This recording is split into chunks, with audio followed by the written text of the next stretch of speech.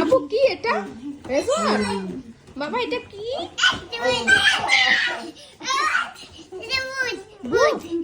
ওটা ভূত। ওমা আমাদের ঘরে কালো ভূত আসছে। ভূতকে একদম মেরে মাথা ফাটিয়ে ফেলো বাবা।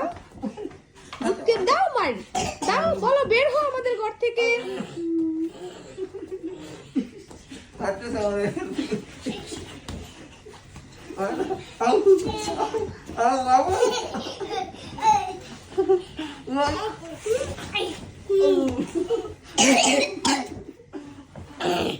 আচ্ছা ঠিক আছে ঠিক আছে, ভূতকে আমরা ঘর থেকে বের করে দেই।